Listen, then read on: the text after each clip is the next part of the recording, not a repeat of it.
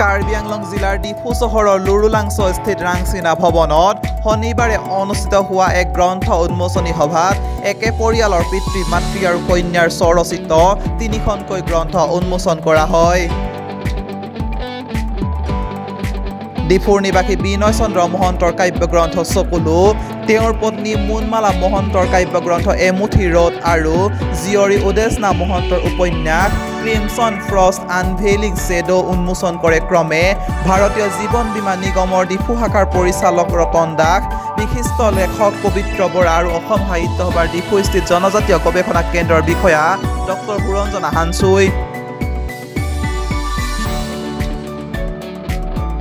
বিশিষ্ট লেখক ভৱপ্ৰসাদ দেউৰীয়ে আঁত ধৰা উক্ত সভাত দেৱেন কাকতি, গীতা বৰা, বিদুল বৰুৱা, দীপালী আমফি, হাৰ্বে কাথাৰকে প্ৰমুখ কৰি ডিফুৰ বহুকেইগৰাকী বিশিষ্ট ব্যক্তি উপস্থিত থাকে।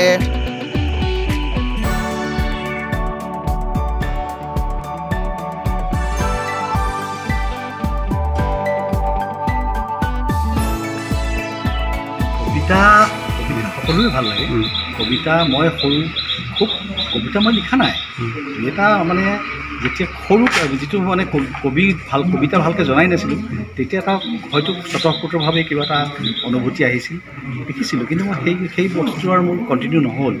কিন্তু কবিতাৰ মানে আমাৰ মানে কবিতাই গোটেই সত্যানুসন্ধান কৰে।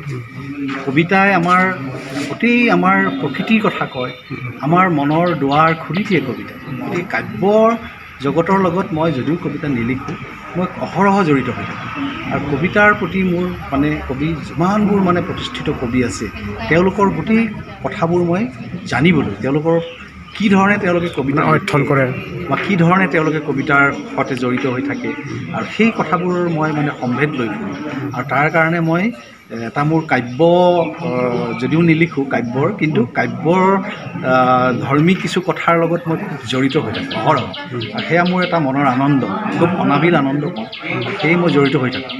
মোৰ ইতিমধ্যে মই চাইছোঁ যে কবিতাৰ যিমানবোৰ মানে বিশ্ব সাহিত্যৰ কবিতা আছে বা আমাৰ নিজৰ বাংলা সাহিত্য আছে আমাৰ ওচৰতে, বা আমাৰ অসমীয়া সাহিত্য যিসকল কবি আছে, তেওঁলোকৰ পৰা আমি এনে কিছু বস্তু পাইছোঁ, সমাজক এনে কথা কিছু কৈছে কবিতাই, যে যিবোৰ কথা আমি মানে আমাৰ অহৰহ আমাক মানে আন্দোলিত কৰি ৰাখে সেই কথাবোৰে। আৰু অতি শব্দৰ যিটো মানে আমাৰ মানে শব্দ ব্ৰহ্ম বুলি যিটো কওঁ, শব্দ ব্ৰহ্ম বুলি আমি যিটো কওঁ, এই শব্দ ব্ৰহ্মৰ লগত আমাৰ ইমান আমি জড়িত যে এই শব্দ ব্ৰহ্মৰ প্ৰতি আমাৰ সকলোৰে এটা মানে একাত্মতা আছে। আৰু এই একাত্মতাক মই শ্ৰদ্ধা জনাই আহিছোঁ। মই আনন্দিত হৈছোঁ। 3খনকৈ উলিয়াব পাৰিম বুলি কোনোদিনে ভবা নাছিলোঁ, কিন্তু হঠাৎ জানুৱাৰী মাহৰ পৰা আমি 3জনে চেষ্টা কৰি পেলাই আজি এইটো দিন পালোঁহি। নথৈ আনন্দিত হৈছোঁ, আৰু যাতে ভৱিষ্যতে এনেকৈ আৰু পাৰোঁ তাৰ বাবে আশা কৰিছোঁ। আৰু সেইবাবে এইখনে প্ৰথম।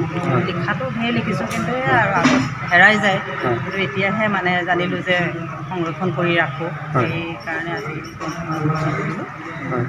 বহুত আনন্দ লাগিছে। ভবা নাছিলোঁ এনেকুৱা এটা দিন আহিব বুলি। আজি এইটো দিন পাই পেলাই সকলো ৰাইজে অংশগ্ৰহণ কৰিলে, যাক যাক মাতিছিলোঁ আমন্ত্ৰিত অতিথিখিনি আহিলে, ভাল লাগিলে, যথেষ্ট সুখী। আৰু bureau' report, news 12 Assam north east.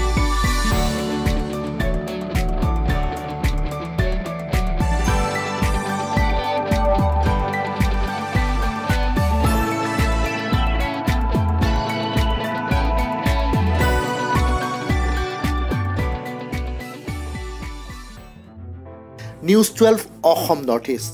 যাত্ৰা আমাৰ অবিৰত, সংকল্প অপ্ৰতিৰোধ্য।